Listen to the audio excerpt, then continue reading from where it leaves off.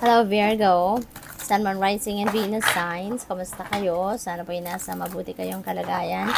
Welcome back po sa Star Tarot. Kung bago kayo dito, welcome din kayo. Thank you for your support. I truly appreciate it. God bless you all. Virgo, timeless reading po ito. Kaya kung kailan nyo po ito mapanood, that's when the messages are meant for you. Ace of Swords. Ayan. So, tagumpay ito. This is victory energy. You are going to claim your victory or success, no? Sa kung anumang bagay. Pwedeng merong challenge dito, no? Na pinagdadaanan kayo, no? And you manage to surpass that. You manage to find the solution to that. Kaya ito, no, magiging victorious kayo. Mapagtatagumpayan ninyo ito at magsisimula kayo ng bagong buhay. No, there is a new beginning na naghihintay sa inyo rito kasi yun nga, mapagtatagumpayan ninyo ito. So, malalagpasan na ninyo yan and you are going to start fresh. We have the Lovers. Ayan. So, maaaring problema yan sa relationship, no, na pinagdaanan ninyo. Maaaring nagkaaway kayo, baka merong marriage issues, yung ganon, or yung mag-boyfriend, girlfriend issues, yung ganon. So, pwedeng yun ang mapagtatagumpayan ninyong challenge. For others of you, this is also a very beautiful energy, lalo-lalo na pagdating sa relationship. Baka kayo ngayon ay single pa, so baka merong dadating na manliligaw sa'yo, baka merong mamimit kayo na bagong love interest, no? So that is possible. Pwede rin na ang iba sa inyo rito, Virgo, is going to have pag-uusap regarding leveling up ng inyong commitment with your person. Baka merong magpapakasal na rito.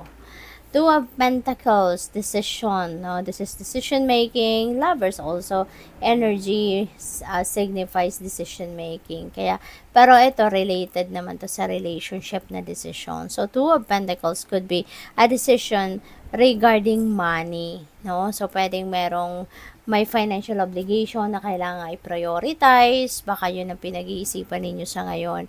Kung alin nga ba dito sa mga obligasyon ninyo, no, yung uunahin ninyo. So, maaring ganon. Baka nagbabudget pa din kayo sa ngayon, kaya maaring iniisip ninyo, alin kaya dito dapat yung unahin sa mga bayaran. Maaring nagkasabay-sabayan, due date, hindi ba? Alin dito yung pwede pang pakiusapan, alin yung, alam mo yon, yung kailangang bayaran na talaga on time or on schedule. So, what else? We have Knight of Pentacles. Ayan. So, matalino na kayo, wiser na kayo, smarter na kayo, Virgo. Kaya, sa bawat galaw na gagawin ninyo, sa bawat diskarte na gagawin ninyo, talagang kailangang pinagplanuhan ninyong mabuti, no? Hindi na kayo itong impulsive. Kasi si Virgo naturally may pagka-impulsive, pero in this case, with this Knight of Pentacles energy, hindi kayo ganon, no? Pipilitin ninyong hindi kayo ganon, parang mas wiser and matalino na kayo ngayon, mas madiskarte na kayo sa ngayon, kaya natuto na kayo na hindi na kayo yung nagmamadali, hindi na kayo nagra-rush. You want to think twice or thrice, no? Or more than that before you take action. So, what else? We have 9 of Wands. Ayan. So, boundaries, no? Maaring you are setting your healthy boundaries sa ngayon at parang inaalagaan ninyo ngayon ang inyong relationship, no? Ayaw ninyong masira ng tuluyan ang inyong relationship sa kung kanino man, kaya mas gusto ninyo ngayon na mag-build kayo na or mag-impose kayo ng healthy boundaries, personal boundaries, para malaman ninyo yung limitations ninyo and make aware din doon sa mga tao sa paligid ninyo about their limitations, no? Para nang sa gayon ma-build yung respect, no, and love, no, between each other, para walang sapawan, walang apakan ng toes, 'di ba? Yung ganon. We have Holy Moly Virgo, Wheel of Fortune. Swerte kayo sa ngayon. This is good luck and good fortune on your side. This is good luck and good fortune hanging on sa inyong horizon. Kaya napakaswerte ninyo sa ngayon. Lalong-lalo na sa pera. Lalong-lalo na sa inyong mga source of income, no? Kung kunyari kayo nag-a-apply ng trabaho, baka kayo ngayon ay siswertehin, makukuha mo na kung ano ang gusto mo. Kung sa negosyo, baka ngayon talagang sisipa ng bonggang-bongga ang negosyo mo, 'di ba? Or anything na pagkakapirahan ninyo, you can expect good fortune and good luck diyan. At saka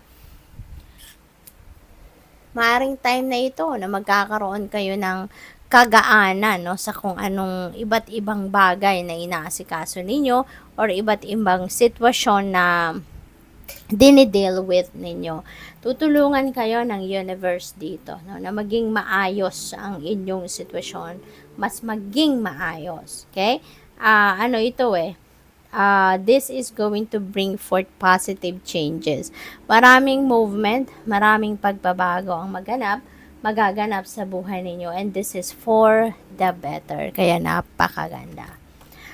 Holy moly, Virgo, you're building momentum towards good things sa buhay ninyo. 9 of Cups, meron kayong mga wishes na magka-come to fruition. Let's claim this na.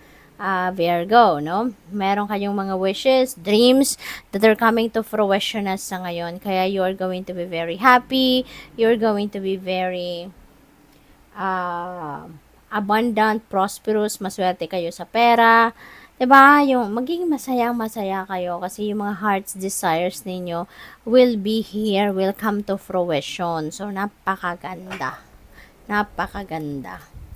What else? We have Knight of Wands, and things are going to change quickly, no? Things are going to move rapidly sa ngayon. So parang nagmamadali ang pagbabago ito sa buhay ninyo, no? So parang sabihin ng universe, okay, baguhin na natin in just one flick of a finger, things will change. Parang ganon. Kaya mag-iingat din kayo, no? Dapat din handa kayo for anything. Dapat physically, mentally, emotionally ready and fit kayo for anything na mangyayari, no? Kasi maraming pwedeng maging maganap sa buhay ninyo, no? Na makakapagpabago ng course of your life. So, tignan natin, final message ni Virgo. We have baby boy. Ayan. So, maaari ang iba sa inyo is welcoming a new baby. Baka merong manganganak dyan sa inyo, and it could be a baby boy. Diba? Pwedeng ganon. This also signifies new beginning. Kaya maaari magsisimula talaga kayo ng mga bagong chapter sa buhay ninyo. At pwede, possible. Meron tayong Ace of Swords, Wheel of Fortune, Nine of Cups. These are energies na may kasamang pagbabago, no? Transformation ng mga sitwasyon. So, good luck. Thank you for watching Laman Light. Namaste.